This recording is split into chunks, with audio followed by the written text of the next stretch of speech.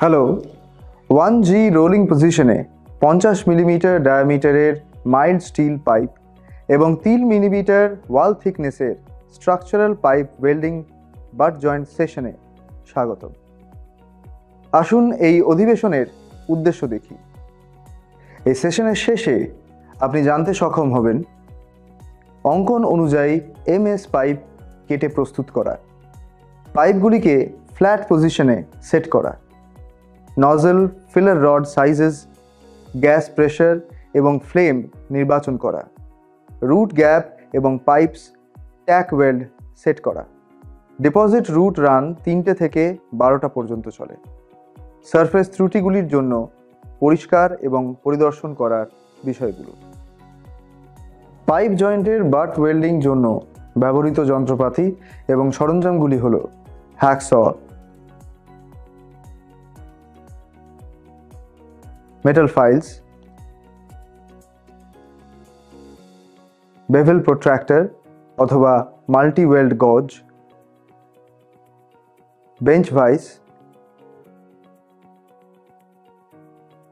Welding table এবং welding fixture. Oxyacetylene welding OAW equipment, wire brush এবং chipping hammer.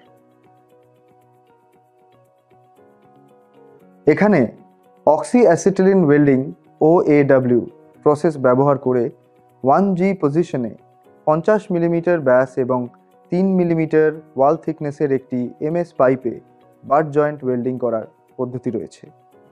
প্রথম ধাপ হলো পাইপসগুলিকে হ্যাকস এর মাধ্যমে 75 মিলিমিটার দৈর্ঘ্যে কাট করা এবং এর অন্তিম বর্গক্ষেত্রকে 75 মিলিমিটার দৈর্ঘ্যে ফাইল করা।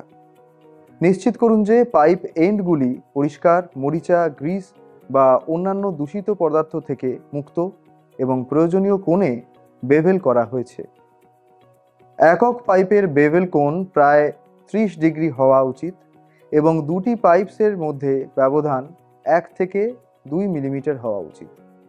পাইপসগুলিকে ক্ল্যাম্প করুন এবং 1G পজিশনে 2 পাইপ অ্যাক্সিসকে সারিবদ্ধ করুন যাতে জয়েন্টটি একটি হরাইজন্টাল পজিশনে থাকে, একটি ওয়েল্ডিং ফিক্সচার বা একটি ওয়েল্ডিং টেবিল ব্যবহার করে।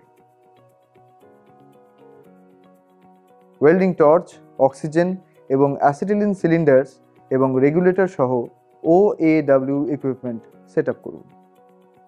এখন 5 নম্বর নজল ফিক্স করুন। 1.6 মিলিমিটার ডায়ামিটারের CCMS ফিলার রড নির্বাচন করুন এবং উভয় গ্যাসগুলির জন্য 0.15 কিলোগ্রাম প্রতি সেন্টিমিটার বর্গ প্রেশার সেট করুন। ওয়েল্ডিং প্রসেস শুরু করার আগে যথাযথ পার্সোনাল প্রোটেক্টিভ ইকুইপমেন্ট পরিধান করা নিশ্চিত করুন। প্রথমে নিউট্রাল ফ্লেম সেট করুন। তারপর পাইপগুলির মধ্যে 1.5 মিলিমিটার রুট গ্যাপ রেখে 120 ডিগ্রির ব্যবধানে 3টি জায়গায় ট্যাক ওয়েল্ড করুন। এখন পাইপের পরিধিকে 4টি সেগমেন্টে ভাগ করুন। এছাড়াও ফিক্সচারে পাইপটিকে হরাইজন্টালি রেখেছেন কিনা তা নিশ্চিত করুন। সঠিক ব্লো পাইপ এবং ফিলার রড অ্যাঙ্গেল ব্যবহার করে রুট রানটি ঘড়ির 3টের অবস্থান থেকে শুরু করে 12টার অবস্থানে ডিপোজিট করুন, যা হবে প্রথম সেগমেন্ট। একটি সামঞ্জস্যপূর্ণ ওয়েল্ডিং স্পিড এবং ফিলার মেটাল ডিপোজিশন রেট বজায় রাখুন। এখন পাইপ জয়েন্টটিকে ঘড়ির কাঁটার দিকে ঘুরিয়ে দিন যাতে প্রথম সেগমেন্টের রুট রানের এন্ড ঘড়ির 3টের অবস্থানে আসে। প্রথম কোয়ার্টারের মতো দ্বিতীয় কোয়ার্টারের সেগমেন্টের জন্য রুট রান ওয়েল্ড করা চালিয়ে যান। একইভাবে তৃতীয় এবং চতুর্থ সেগমেন্টের রুট রান সম্পূর্ণ করুন।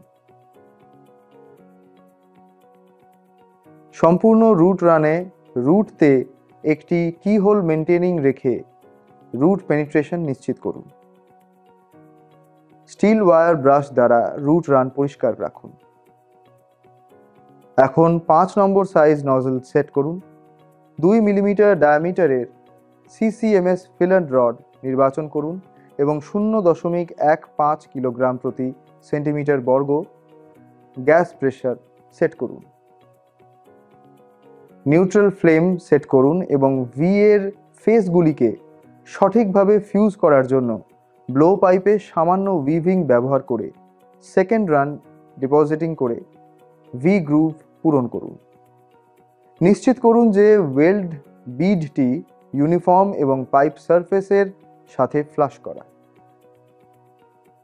ওয়েল্ড সম্পন্ন করার পরে কোনো ক্র্যাকিং প্রতিরোধ করার জন্য এটিকে ধীরে ধীরে ঠান্ডা হতে দিন। অবশেষে ক্ল্যাম্পগুলি সরিয়ে ফেলুন এবং কোনো স্ল্যাগ বা অন্যান্য ডেব্রি অপসারণের জন্য একটি ওয়্যার ব্রাশ দিয়ে ওয়েল্ড পরিষ্কার করুন। আসুন আলোচনা করা মূল বিষয়গুলিকে সংক্ষেপে নেওয়া যাক।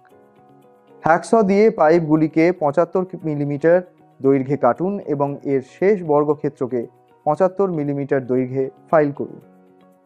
1G পজিশনে পাইপকে ক্ল্যাম্প করুন। পাইপগুলির মধ্যে 1.5 রুট গ্যাপ রেখে 3টি জায়গায় ট্যাক ওয়েল্ড করুন, যা 120 ডিগ্রি ব্যবধানে থাকবে। প্রথম সেগমেন্ট থেকে শুরু করে পাইপ জয়েন্টটিকে ঘড়ির কাঁটার দিকে ঘুরিয়ে সেগমেন্ট অনুসারে রুট রান সেগমেন্ট ডিপোজিট করুন। স্টিল ওয়্যার ব্রাশ দ্বারা রুট রান পরিষ্কার করুন এবং সেকেন্ড রান ডিপোজিট করুন। নিশ্চিত করুন যে ওয়েল্ড বিডটি ইউনিফর্ম এবং একটি ওয়্যার ব্রাশ দিয়ে ওয়েল্ড পরিষ্কার করুন। এটি আমাদের সেশনের শেষের দিক। আশা করি আপনি 1G রোলিং পজিশনে মাইল্ড স্টিল পাইপের পাইপ ওয়েল্ডিং বাট জয়েন্ট সম্পর্কে ভালো ধারণা অর্জন করেছেন। পরের অধিবেশনে দেখা হবে।